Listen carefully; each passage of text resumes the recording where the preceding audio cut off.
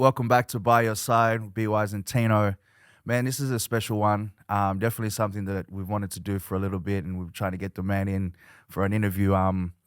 This guy I'm talking about is, from music to acting to musicals to dance, well-rounded. I have to say as well, like a true icon to Australian entertainment all around. It's a pleasure to have him first time on By Your Side, Timomatic.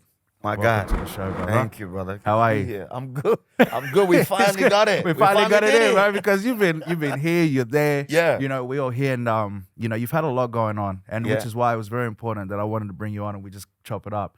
Thank you, Before man. we go in there, like, just how you been? Like, bring us up to Bruh. speed? Like, what's my been God. good with you, brother? I've been good, my guy. I was in Melbourne most of last year for lockdown, and I was doing a show, Moulin Rouge the musical, took me to Melbourne. Yeah, man, that's what I was doing for most of last year, in and out of lockdown, while I was creating music as well. Yep. And then we dropped a little something, Yep. something as well. That's right. Which was nice. We're gonna real get into thing. we're gonna We're gonna get into that. But I've been good, man. I've been busy. I've been creating, but I've been heavy on the acting game. Yeah. And pushing that muscle, that creative muscle. That's what I mean, and what I was saying at the beginning, because overall, like the amount of well-roundedness that you are and what you've done as far as entertainment in this country and the way you've continued to push. I want to go to the beginning very quickly, though. Okay. I want us just to jump in because Do we have time? we've got a Are lot we of time. going there? We're gonna go there. You want to know how deep we're gonna go? Yeah, let's I get used it. to go. All right, cool. So like, I remember I used to just walk into my sister's room every now and then. You know your younger sisters and things like that. She's getting ready for high school. This is prior. I never knew you. I never met you at this point. Right.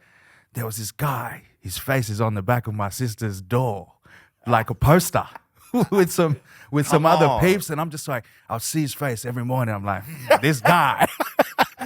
Is he a heartthrob or something for the young Oh, teens? my guy. Okay, so I believe it would have Yeah. been possibly Culture Break or something of that nature. But Yeah. I want to go from the beginning, like Yeah, when you got started in, I Yeah. feel in dance and entertainment. Like, how did you get into this industry? Wow. Okay. So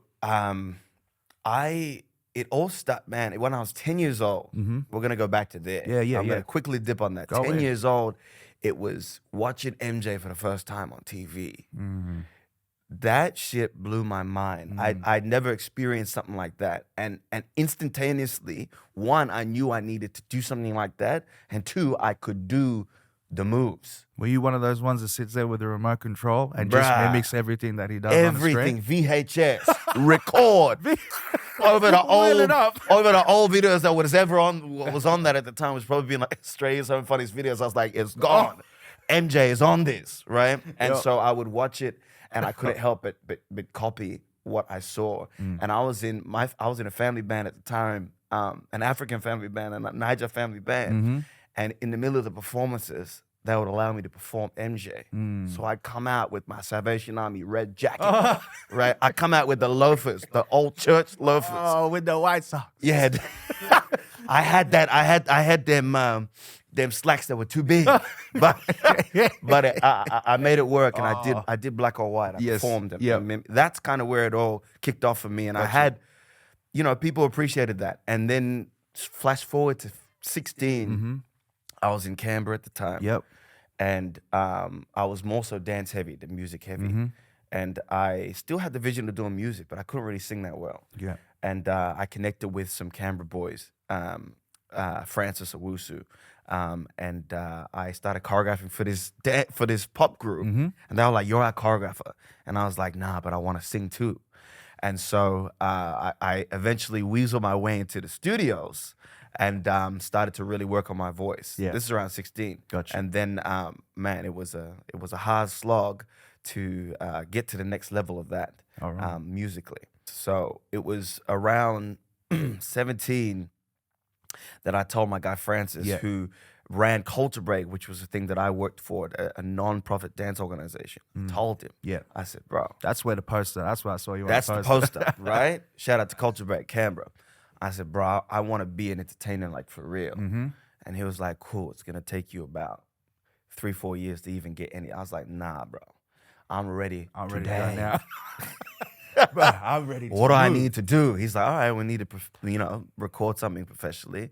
And I remember my first recording session was like a 12-hour recording session with Vince Harder. Shout out to Vince. And I was trash, bro. We all the early stages music was, It was disgusting. It wasn't what it was. I almost had a tear in my eye listening because back. your voice sounds a little different when you hear it Oh back. my God, it's like a mirror, bro. But then I want to fast forward then in Yep. regards to you then going, basically then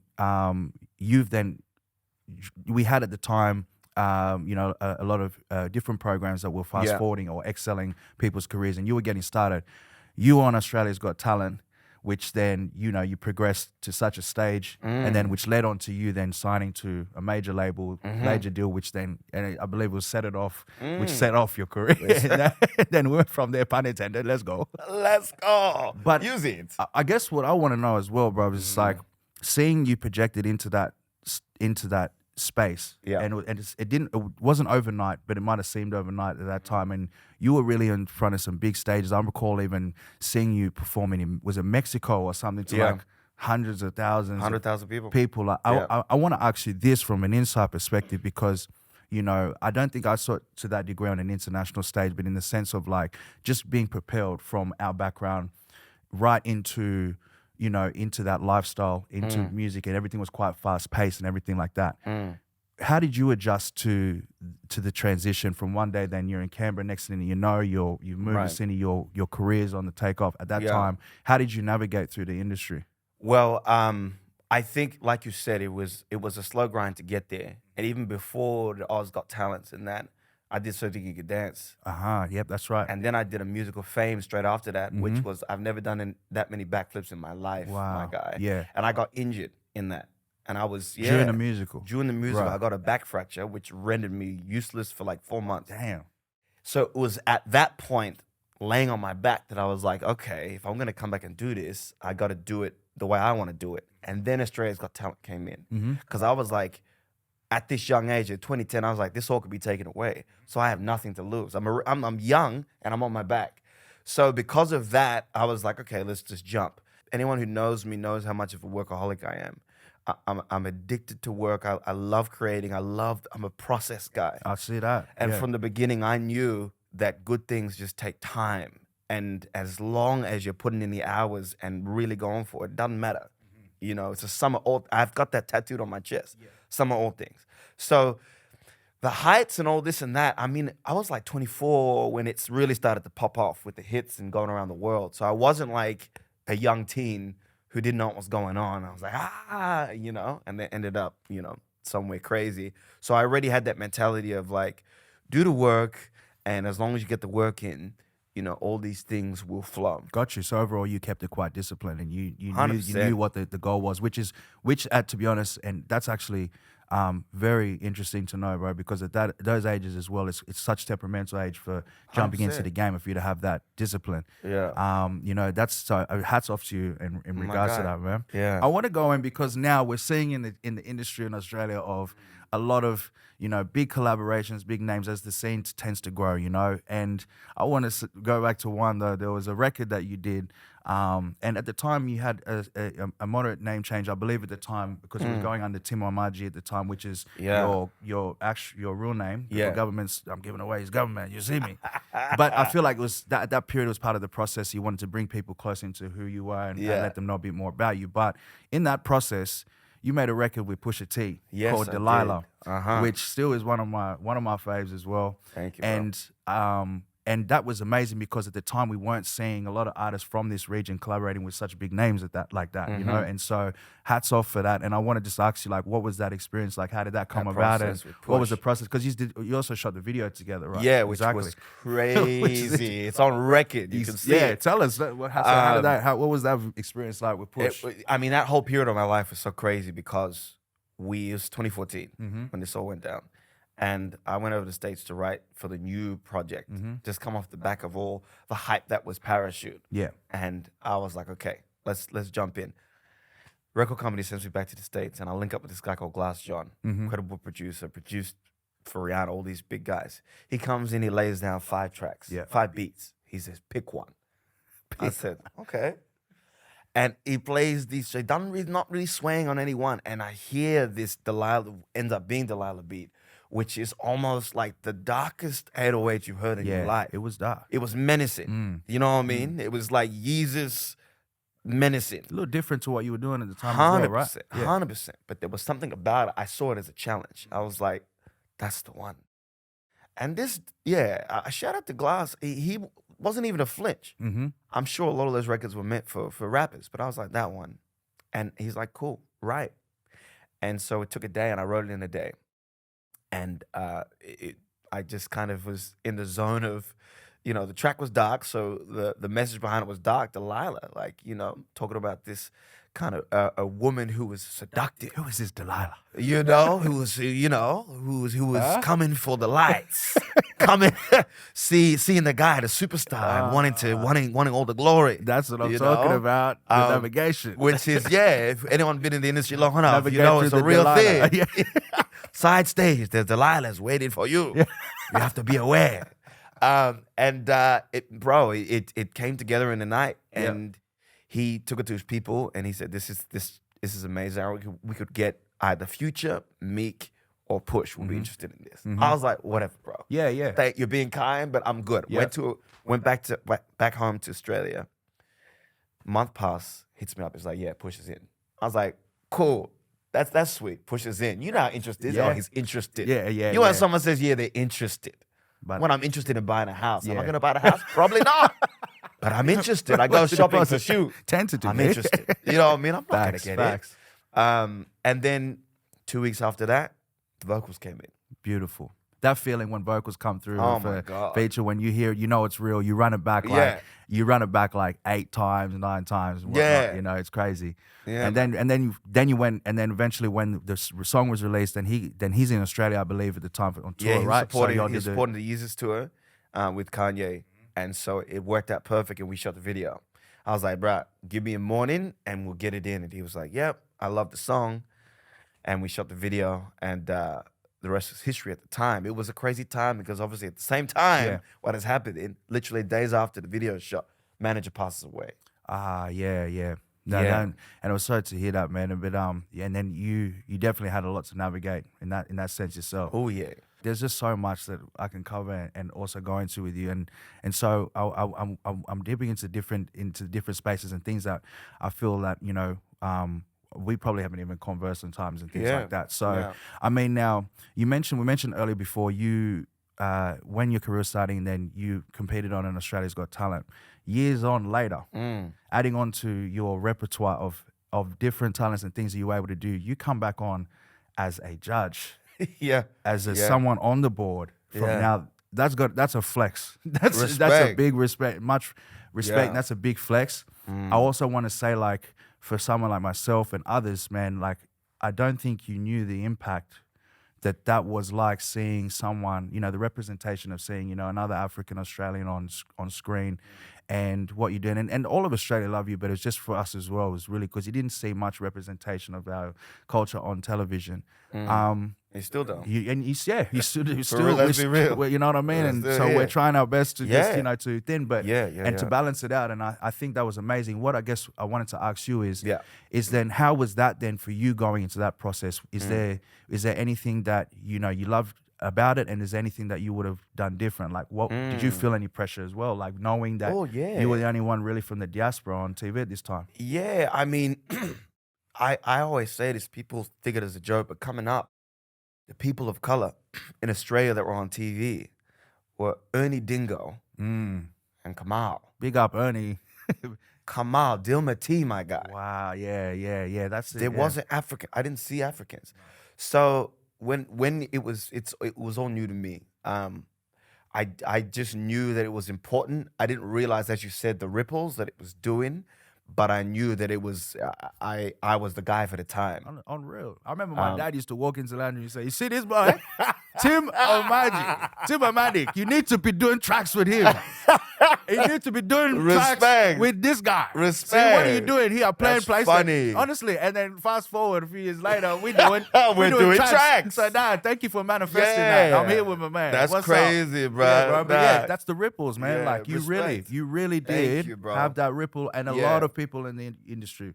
I'm all about that. If you can see it, you can believe it. And it was, I felt the responsibility to do it. And would I've done it different? I mean, with these opportunities, as you know, there's only so much in your control you could do. They come knocking, and you say, okay, let's get it.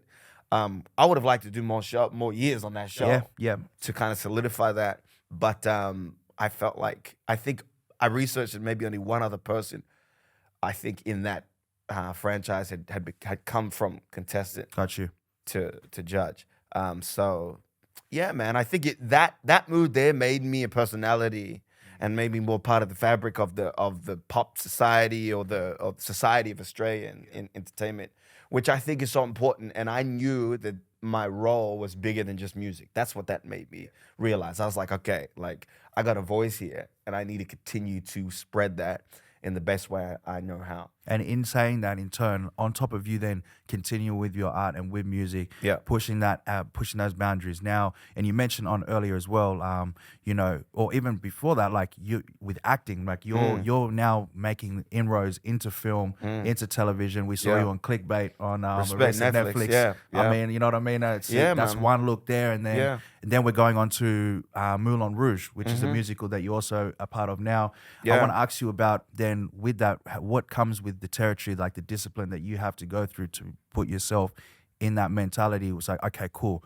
I'm working on this now, but now I've got to put my head, like, I don't think people really understand the thing. Firstly, I love everything that I do. I'm passionate about it. But the mentality of it, musical theater, you do 8 shows a week, right? And that's ranging about 2.5 hours. And that is live, my guy, every night in front of 2,000 people. I think the discipline of that is that you have to be on your game.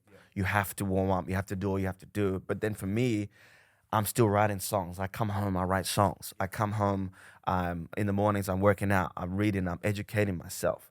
And I think for me, the thing that I've added to this basket of acting, of the music, of doing that, is getting myself financially literate. Because in all these years, bro, and all this money was coming, but money was going. Oh, yeah. And it's only been in recent times that I've realized that to building assets while you're doing this game is how we're going to become moguls in this. And you know a lot about that, my guy. Yeah. About ownership and about doing it. You know, man's making deals on the daily. I see you, bro. Phone deals, man. My come guy, on, come on, you're doing it. I think ownership for us, for the brothers in the game, is very important in owning what you're doing. But I think beyond that, it's learning this thing of making your money, letting your money work for you. And that was never a thing that I got taught up when I was coming up.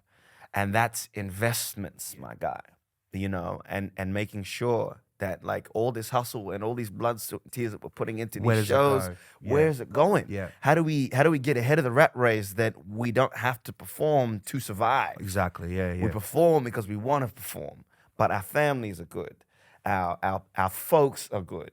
And for me, it's been in starting, real estate portfolio. It's been in starting getting into a little bit into crypto. Crypto's been in a crazy space. Yeah, it's in a weird but space. investments in general. You know what I mean? And for anyone watching this, I would say do your research. We live in a time now where YouTube University, is everything you need to know is out there. But I think it's about working smart as opposed to working just hard. And that's something we talk about a lot on this show as well, and we try to give that information, that game. So I'm glad you touched on it, because what we do as artists and art, it's a great business card, and then from there we take those opportunities to maximize and to look into different areas and different fields. 100%. But my bro, I just want to say again, thank you for coming on, because Thank you.